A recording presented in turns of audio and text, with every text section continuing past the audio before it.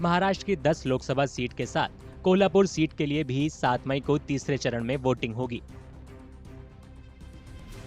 महाविकास अघाड़ी ने छत्रपति शिवाजी महाराज के वंशज और कोल्हापुर शाही परिवार के मुखिया 76 साल के शाहू महाराज छत्रपति को मैदान में उतारा है।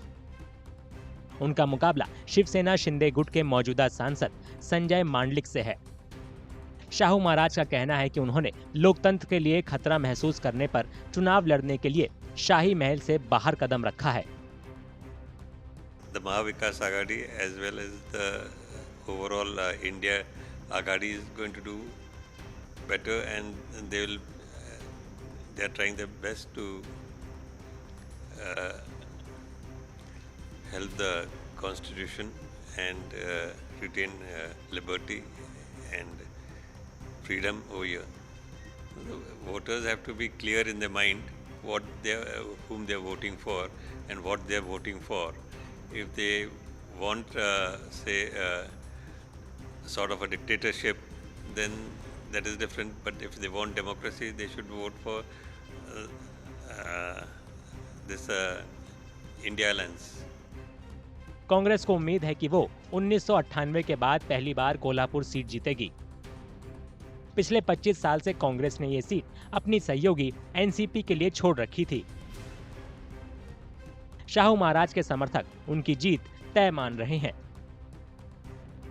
बदलाव तो उस दिन ही हो गया जिस दिन महाराज ने फॉर्म भर दिया 22 तारीख को।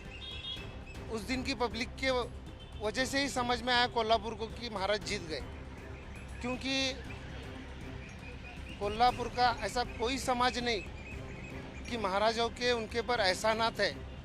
किसी को कहने की ज़रूरत भी नहीं जाके कि वोटिंग महाराज को करो, कि उनके इतने एहसानात हमारे पे है। शाहू महाराज ने अक्का कोल्हापुर का जिन्होंने सुजम सुफलम किया है, खेती के लिए पानी सब दिया है, राधानगरी धरण बांध के, तो शाहू महाराज को चाहने वाले कोल्हापुर में छोटे बच्चे से बड़े 80 इयर्स के बूढ़े भी चाहते हैं उनको। तो शाहू महाराज ने पहले जो है ना हर समाज को लेकर चले ले।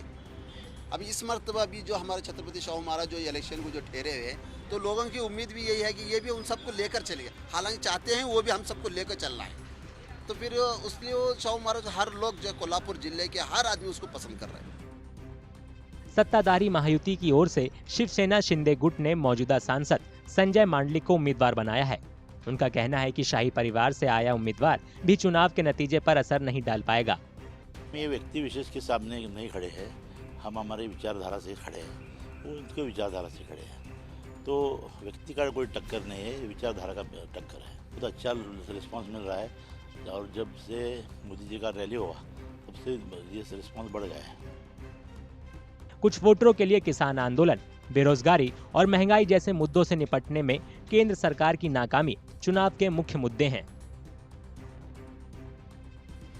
अगर नेशनल एजेंडा देखो तो जिस तरह के पिछले 10 सालों में अभी जो सरकार मौजूद है, उन्होंने जिस तरीके से सरकार चली है, जो प्रॉब्लम्स यहाँ पे क्रिएट किए है, तो सोसाइटी में, समाज में, इसके बाद जो रोज़गार के बारे में जो जिस तरह की तकलीफें उन्होंने उठाई है, उसके बाद शेतकरी जो आंदोलन, बहुत किसान का आंदोलन हुआ था, और उनके बारे में जिस तरह की पॉलिसी डिज़ाइन की है उन लोगों ने, उसके प्रॉब्लम्स जिस तरह से पब्लिक टैकल कर रही है, उसके लिए पूरी पब्लिक कोल्हापुर की उनके बारे में नाराज है। बेरोजगारी, उसके बाद महंगाई, ये मुद्दे हैं।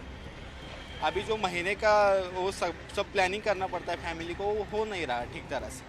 सो ये मुद्दा है, महंगाई, बच्चों का अभी नौकरी नहीं मिल रही है, बच्चे अभी तक 30-30 साल तक यहाँ पे काम नहीं मिल रहा, उनकी शादी नहीं हो रही है इसकी वजह से, तो ये मुद्दे हैं। कोल्हापुर लोकसभा सीट पर मराठा वोटर ज्यादा हैं। यहाँ से 1980 के बाद से सिर्फ मराठा उम्मीदवार ही जीते हैं। इस बार भी कांग्रेस और शिवसेना दोनों ने मराठा उम्मीदवार खड़ा किया है।